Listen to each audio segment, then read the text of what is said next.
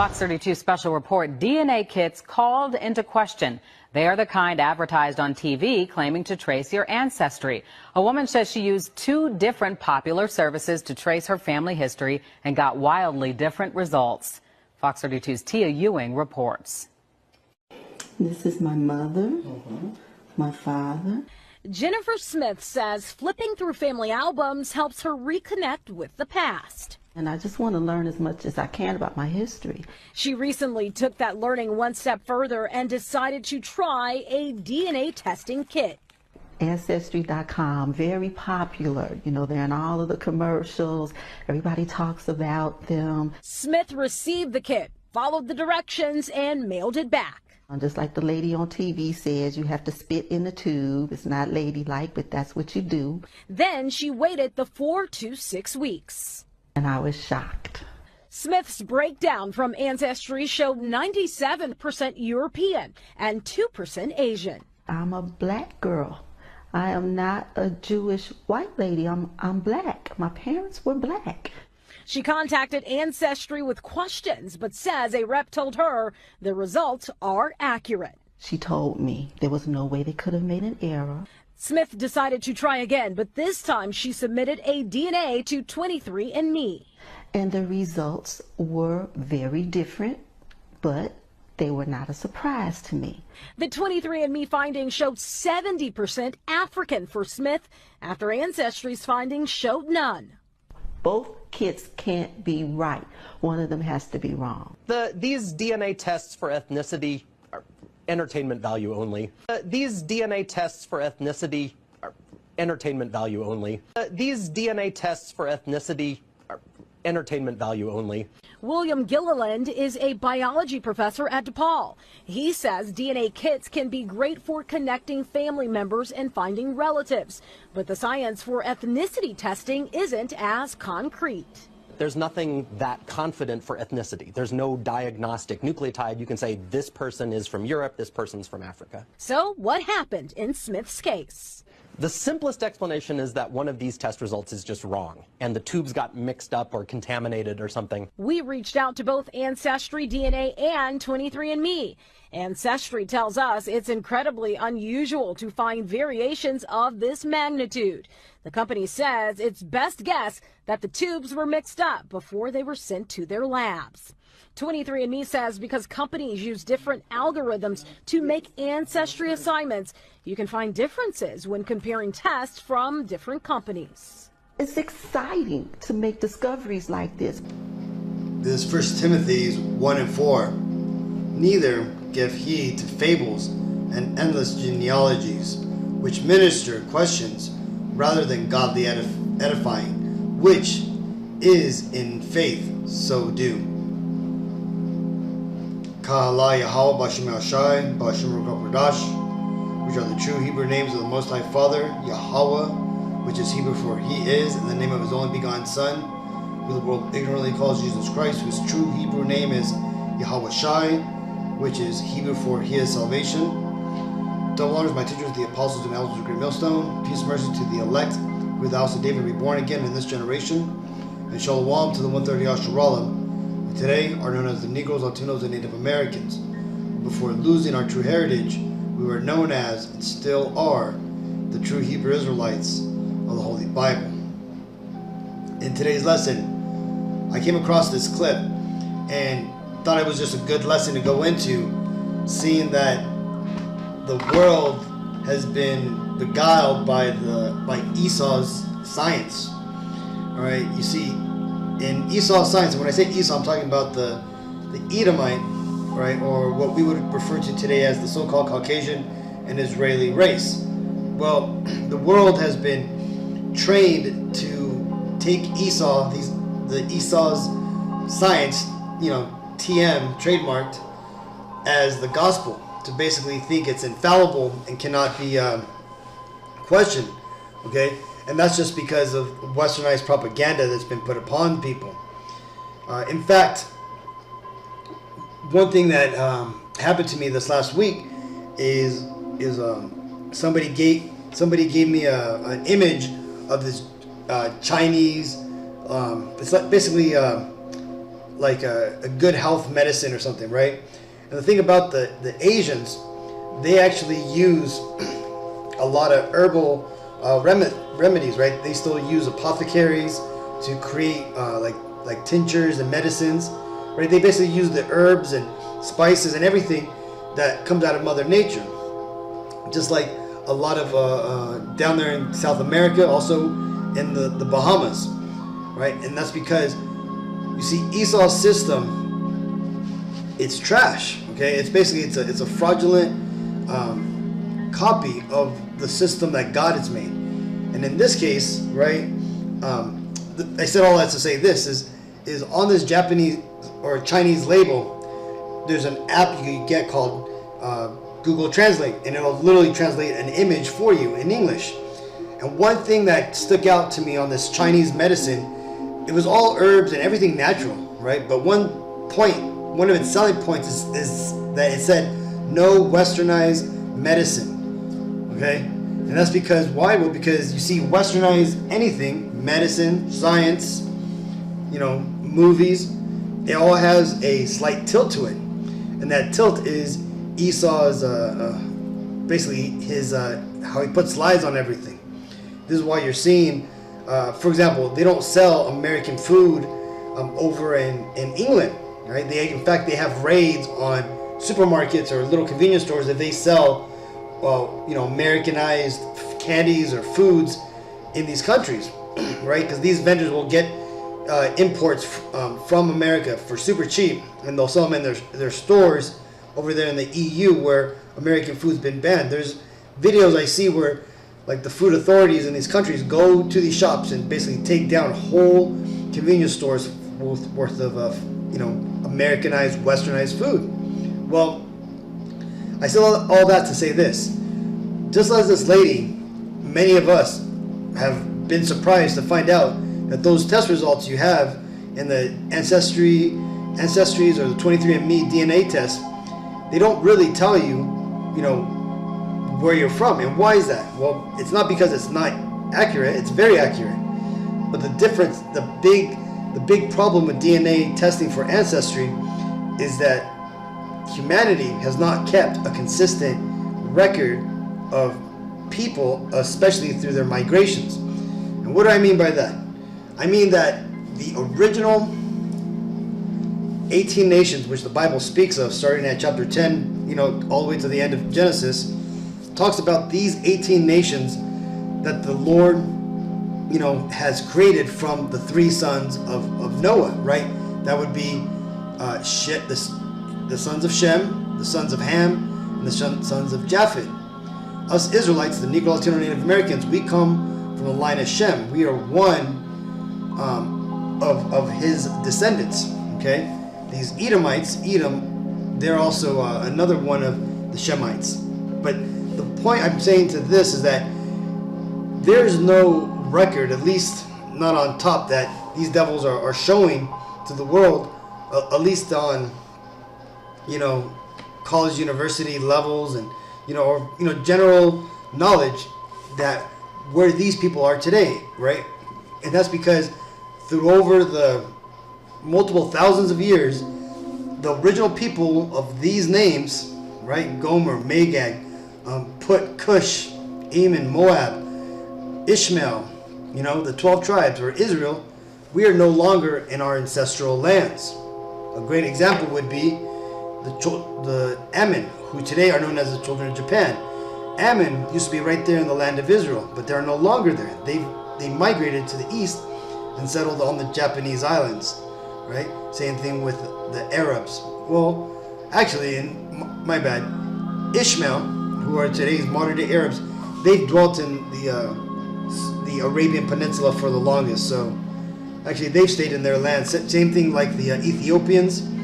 The Ethiopians used to be pretty much where they've always been at now, but also Yemen. That was part of Ethiopia back in the day.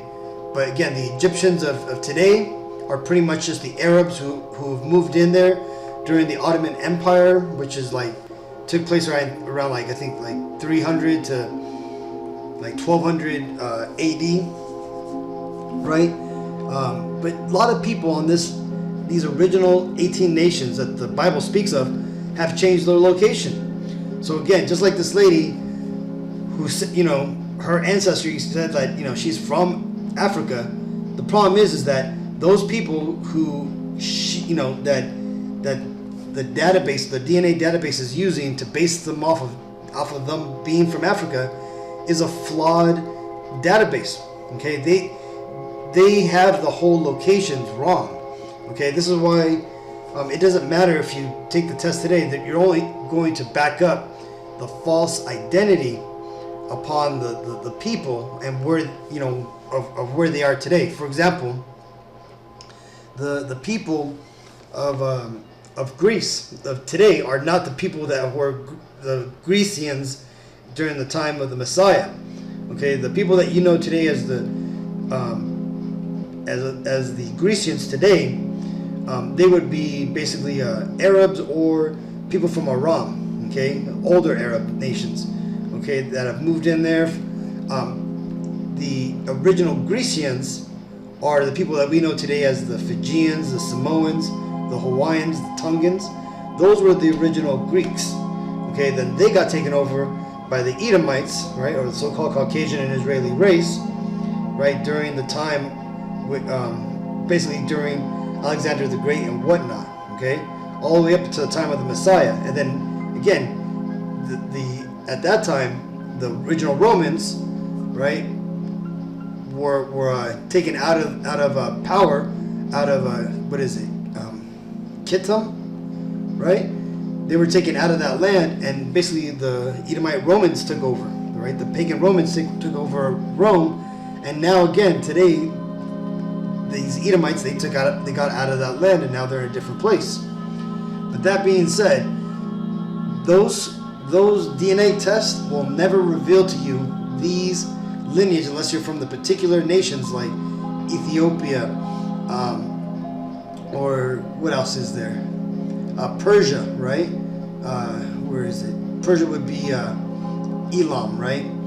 But unless you're from those nations who have those ancient lines, then you're not going to be able to tie your lineage down, and especially not if you are so-called Negro, Latino, Native American, or so-called Caucasian or Israeli, right? Our DNAs have been mixed up so much over the time, but also our identity has been so obscure to hide, who we truly are. This is why there's an entire group of people who are called by colors and not names, white and black. Why is that? Well, because those are obviously the names that have been redacted from human history.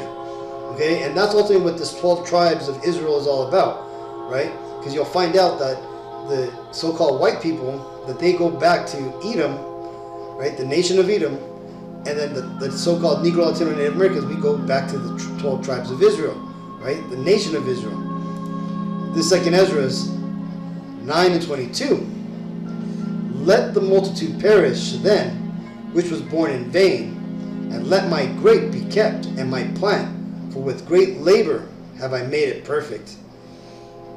And what this means is that the Lord obviously has a purpose for His chosen people, right? His chosen people would be the people of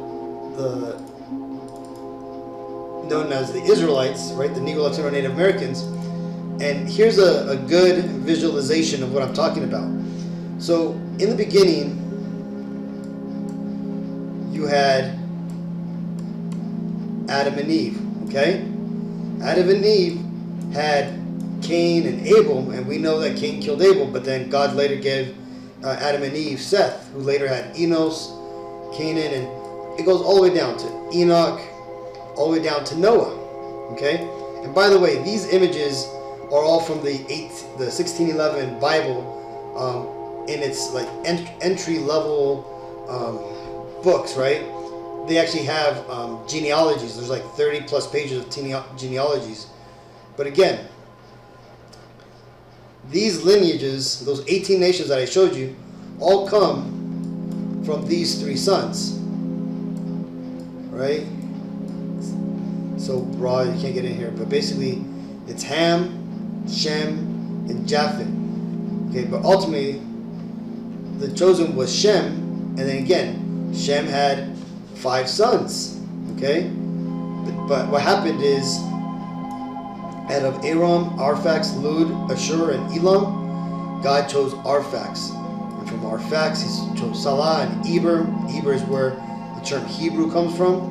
And that eventually goes down to Peleg over Joktan, and goes all the way down, all the way to get to our forefather, Abram. Okay? And then from Abram, goes down to Isaac. Isaac has Jacob, who is the forefather of the 12 tribes of Israel. Get everybody in here. Right? The 12 tribes of Israel. And he's also the father of Esau. Okay? Esau being the father of the Edomites, or who you would know today as the so-called Caucasian or Israeli races. Okay? This is ultimately what the Lord here is talking about, how He's made His plan perfect with great labor. That great labor is going through this genealogy, right? Choosing one son over the other, one relative over the other, and ultimately through all these selective, choosing of an individual over what we know as history, it ultimately came down to our forefather, Jacob. Okay? And Jacob ultimately had his 12 sons. And because Jacob was chosen, that means all 12 of us are selected, and hence we're now given that promise, right? So that's the crux of it. This is Galatians 3 and 16. Now to Abram and his seed, where the promise is made, he hath not antecedes as of many, but as of one, and to thy seed, which is Christ. Right? So what this is basically pointing out is that though Abram, right, Abraham, whose name was later changed to Abraham, even though he had, let me go to it real quick. Abram, he got with Sarai, who came Isaac, but he also got with Hagar, who from her came Ishmael, and Ishmael created the princes for Ishmael, right? The Arabs, or the so-called Arabs. And then you also got Keturah, right, who was Abraham's wife in his latter years. She gave him many sons, right? These would be people that you would also just know as just the general Arabs in that area of the Levant, right? And really they've scattered, around that whole area. So they've been mixed in with Ishmael, with all these other nations in that area, right? With Amalek, with all these nations. And remember, this is over a long period of time. Well, what that scripture is saying is that though Abraham has many seeds, right, all these people from the lower part from this image all the way down are from the seed of Abraham, that out of these people, the Lord is only dealing with one group of people, and that would be the house of Israel, Jacob, right? Jacob's family. So that being said, this is why the Lord said this, right? Basically, that to let the multitude perish, right? That multitude would be these other nations. And again, this is ultimately why these Edomites will never reveal biblical nationalities to the people of the world. This is why the Lord said He would bring back His people, His prophets in the end time, to remove the veil upon every nation upon the face of the earth. And that's because we're out here telling everybody who's Ammon, who is Moab, who's Ishmael, right? Who's Gomer and Edom and Elam, right? We're giving back the nations their biblical identity. Now, will they take it? That's really up to the Lord for them to receive it or not. But this is the truth according to the Bible, which is the word of the Lord. This is Deuteronomy 28 and 46.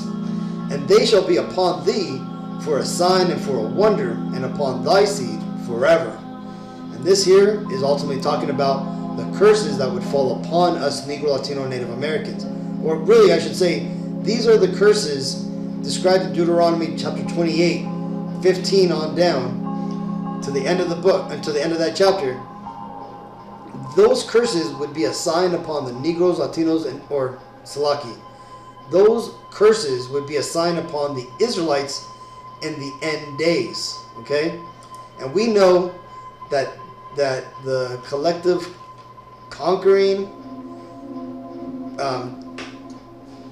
enslaving, and eventual losing of one's heritage is something that's synonymous with the Negro, Latinos, and Native Americans. Okay, we have all had the similar, basically, takedown from our enemies, and we're currently in the same state, all dwelling together here in Babylon the Great, as was told, in the Bible that the Israelites would be doing. So this is why, not only us, but biblical scholars and people of learning understand this, and they understand that the Negro, Latino, Native Americans are the biblical Israelites.